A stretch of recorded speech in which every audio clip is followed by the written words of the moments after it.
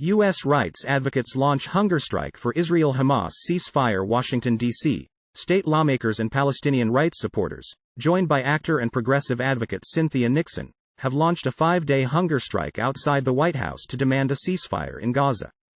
Time equals 400 ms. Greater than. At a news conference on Monday, the activists decried United States President Joe Biden's role in supporting the Israeli offensive in Gaza and called for an immediate end to the fighting. The hunger strike adds to the growing demand for a ceasefire from activists, artists and politicians, as well as staff members working in the U.S. government. But Biden has so far resisted such calls, voicing unwavering support for Israel. Biden has also pledged more than $14 billion in additional U.S. aid to Israel, funds that advocates say are contributing to the Israeli violence. The protesters at Monday's event stressed that public opinion polls show that most Americans back a ceasefire. They also underscored the scale of the destruction in Gaza, where more than 14,800 Palestinians have died. United Nations experts have warned that the conflict puts Palestinians at grave risk of genocide. How many more Palestinians must be killed before you call for a ceasefire, President Biden? We cannot wait any longer, said Ayman Abid, an organizer with the U.S. Campaign for Palestinian Rights, USCPR. Israel and Hamas declared a 4-day truce in the conflict last week, and on Monday, officials announced the pause in fighting would continue for 2 additional days, to allow for the release of more Israeli captives and Palestinian prisoners. The hunger strikers said that the continued pause demonstrates that diplomacy, not bombs, can solve the crisis in Gaza. Israeli leaders, however, have suggested that they will resume the bombing with more intensity once the truce expires. They have also warned residents from northern Gaza against returning to their homes. The area north of the Gaza Strip is a combat zone, and it is forbidden to stay there, Israeli military spokesperson Avichai Adraye said last week. This week's hunger strike in Washington, D.C., is organized by Palestine solidarity advocates, progressive Jewish groups as well as Arab and Palestinian American organizations. Here's what some of the hunger strikers at the White House had to say.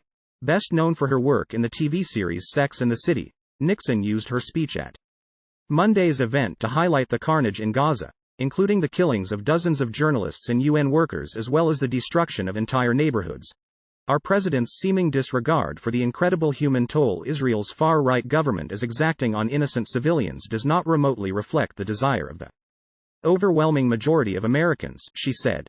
And I would like to make a personal plea to a president who has himself experienced such devastating personal loss, to connect with that empathy for which he is so well known and to look at the children of Gaza and imagine that they were his children. Time equals 400 ms. Greater than. We implore him that this current ceasefire must continue, and we must build off it to begin to negotiate a more permanent peace. We cannot keep letting American tax dollars aid and abet the killing and starvation of millions of Palestinians. Never again means never again, for anyone.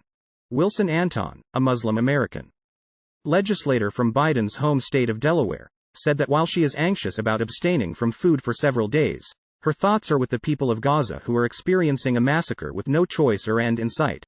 The majority of Americans are for a permanent ceasefire. And it's unfortunate that our president and our congressional members are not being responsive to what's important to Delawareans and Americans from all states, Wilson Anton, a Democrat, said. And so I'm hoping that, this week, we'll be successful in gaining the ear of our president and of our congressional members, so they can actually start to use their privilege and position to negotiate a ceasefire that is lasting. Mamdani hailed the release of Israelis held by Hamas and Palestinians imprisoned by Israel during the truce. We are hunger striking for a world where everyone is with their family. And it is a world that can only be made possible through a ceasefire. It is not war that brought us these reunifications. It is negotiations. It is a cessation of hostilities, he said. We hunger strike not because we want to. We hunger strike because we have been forced by this president and by our government's foreign policy. We hunger strike because Palestinians have been doubted in life and death, and their experience has been erased. Abdul Hamid, a New York organizer, linked the killing of Palestinians in Gaza to a rise in prejudice against Arabs and Muslims in the U.S. She pointed to Saturday's shooting of 3 Palestinian students in a suspected hate crime as an example. Time equals 400 ms. Greater than. As someone who has been organizing against hate-based violence across this country, I'm fully aware that the violence and the anti-Palestinian rhetoric that we're seeing abroad is also impacting us here in the United States. Those two things are inextricably linked, Abdulhamid said. When our elected officials and our politicians and our representatives are continuously dehumanizing Palestinian people, are normalizing Palestinian deaths, we get what we got 2 days ago. We get 3 Palestinian students in Vermont being shot for simply wearing a keffiyeh, for simply speaking Arabic. Awad stressed that the U.S. is complicit in the ongoing violence against Palestinians. She added that the conflict also has domestic ramifications in the U.S. I'm Palestinian and I'm a New Yorker.